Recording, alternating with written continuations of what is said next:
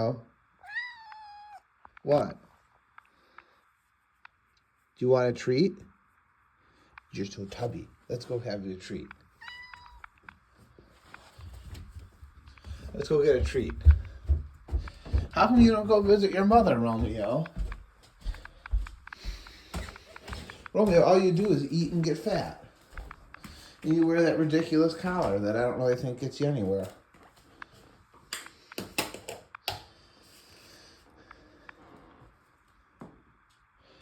Go get it.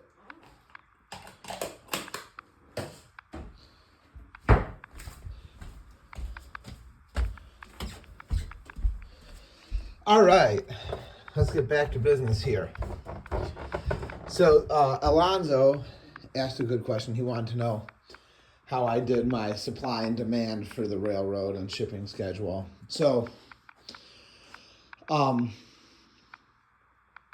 basically, well, let's start at the start. So I have reports that I made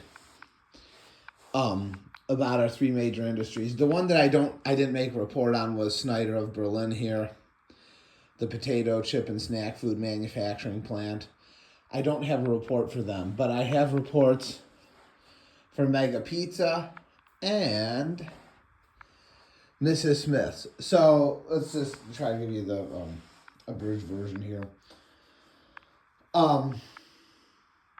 Mrs. Smith's, they have a rail receiving schedule for every day of the week. So Monday they get salt that comes in on a hopper car. They get sugar comes on a hopper car. They get 2 hopper cars of flour.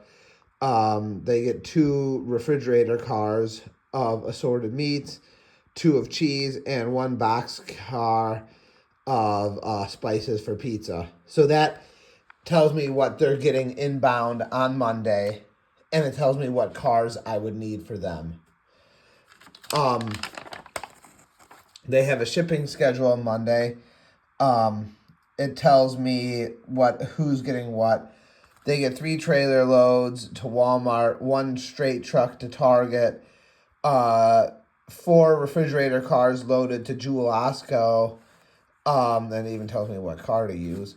1 to a made-up food broker, and then 1 to another grocery store. So that tells me all the cars that I would need and use for the shipping.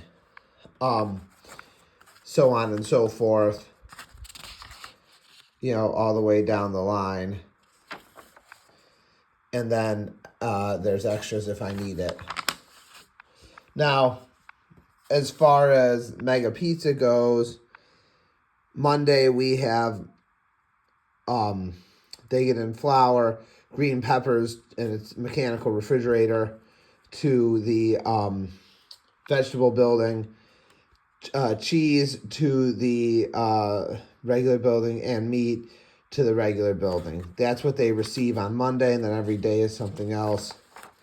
And then it has a shipping schedule here on where they ship to, on the rail connections and everything else. And then, so Monday, they go to Baltimore. This is a little too much. I don't have the refrigerator car fleet to handle all this, but those are who their customers are on Monday. So essentially, every Monday we're shipping 5 cars of cheese for Pizza Hut to the Mega Pizza Distribution Center in Baltimore. I don't have the refrigerator car fleet to support that. And that maybe sometimes I get in a little over my skis.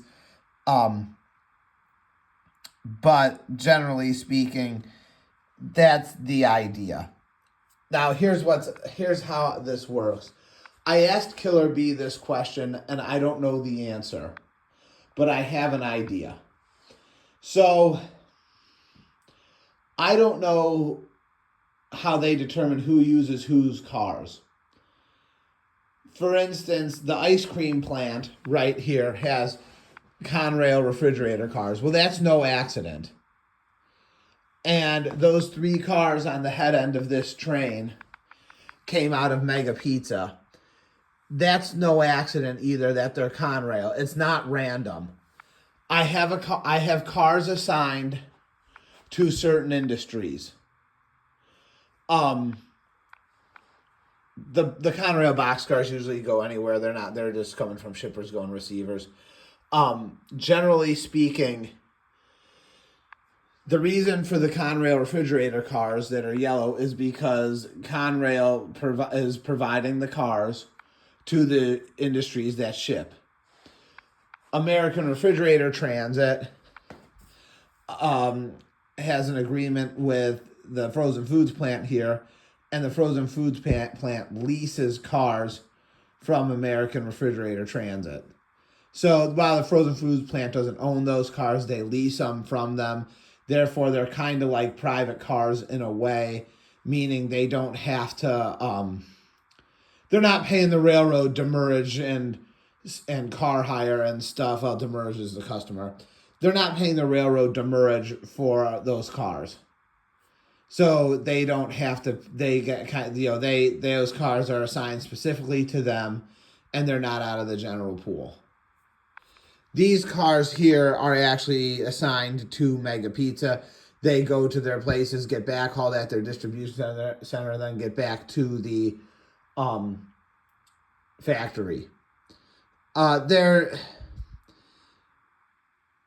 In this arrangement, Mega Pizza doesn't really pay too much demurrage because the railroad's providing them cars and they kind of have, they're kind of stuck there. Plus, I have to redo the report on Mega Pizza, but essentially, the goods that are coming out of these are all very time sensitive anyhow. Pizza dough and vegetables and meats and cheeses, everything's perishable. It has to get delivered to the quick release terminal and, out on trucks and to the restaurant locations or to the customers as quickly as possible. Then the cars are backhauled. So there's a little bit of demurrage feeing, but not that much because they are assigned in kind of the same cycle or the same loop.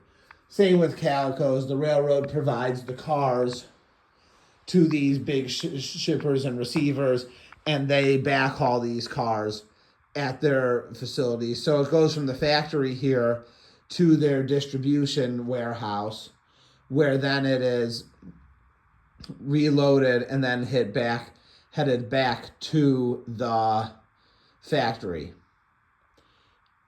Seldom are they ever just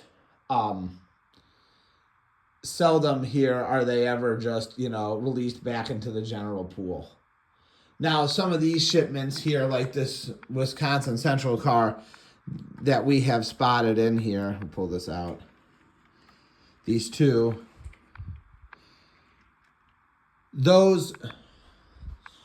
there would be demurrage on that for the railroad. It went to a different customer.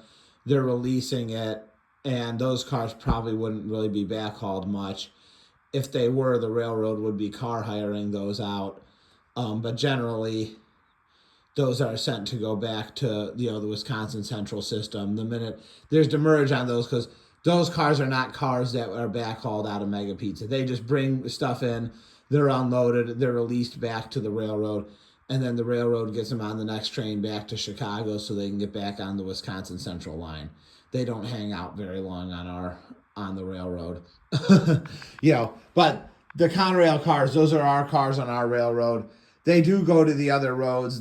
Baltimore stuff gets transferred to Chessie system and taken to Baltimore from there. And then Chessie actually delivers the Conrail cars, and then they're, released back to Chessie and released back to Conrail. To head back in. So there's that. But yeah, they don't try to sit on them too long, but the Conrail cars are assigned to certain customers.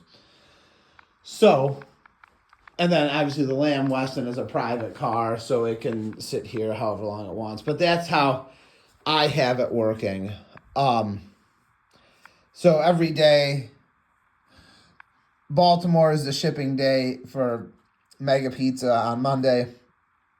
Tuesday's Jacksonville, Florida. Wednesday's Dallas distribution. Thursday's Los Angeles. Friday is Chicago. Then Saturday and Sunday are open for extras. The ice cream plant.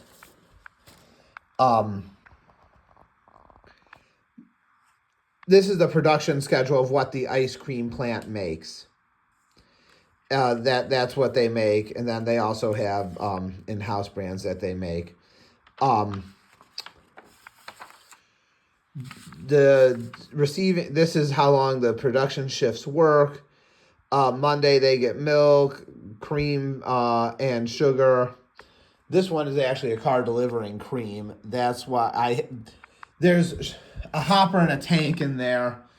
And so then we spotted this one on the other side. And then this is the shipping side.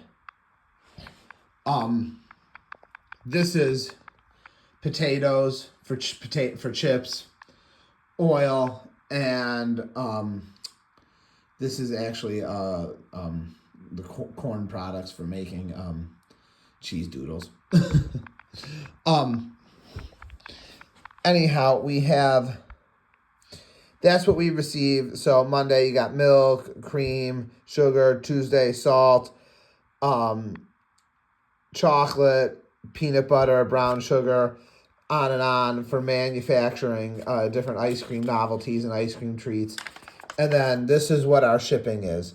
So ice cream wholesalers of New Brunswick, New Jersey, ice cream wholesalers of New Brunswick, New Jersey, and ice cream wholesalers of Harrisburg, PA. I also have what their backhauls are. Ice cream wholesalers is the distribution arm of Calico's Creamery. Tuesday, more of their distribution arm and Penn Traffic Co. Wednesday, more ice cream wholesalers. Friday, more ice cream wholesalers with a couple other people. And then we also have extras for Saturday and Sunday. So that's how I do my shipping schedule for those three industries. I have not manufactured a list yet for Snyder of Berlin, obviously the Ford plant either. This customer only receives, they don't ever really ship, so they just get cars to them at random. The cross dock is, every day a box car goes there and they haul freight out every day. They don't have a set thing. So, but this one,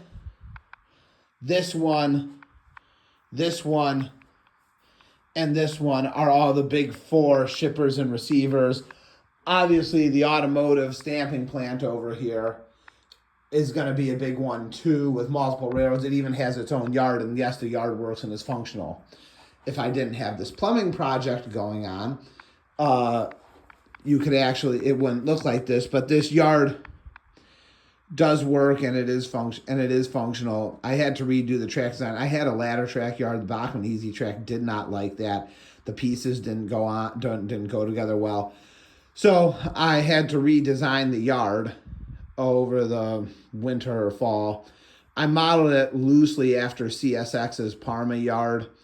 And the design worked better. There's an inbound receiving track, an outbound shipping track, a storage track, 2 auxiliary runarounds, and then a couple of tracks off to the side for, because it gets steel in, it gets empty box cars in. Steel gets unloaded in the morning, stamped into auto doors and parts and things, loaded in box cars. Those go out, and then we also have scrap gondolas, and then the empty steel cars that get pulled out get shoved into this track right here, and they'll find their way back. So that's how it works. And then obviously the cars that we need, the longer box cars are for the auto plant and the potato chip factory.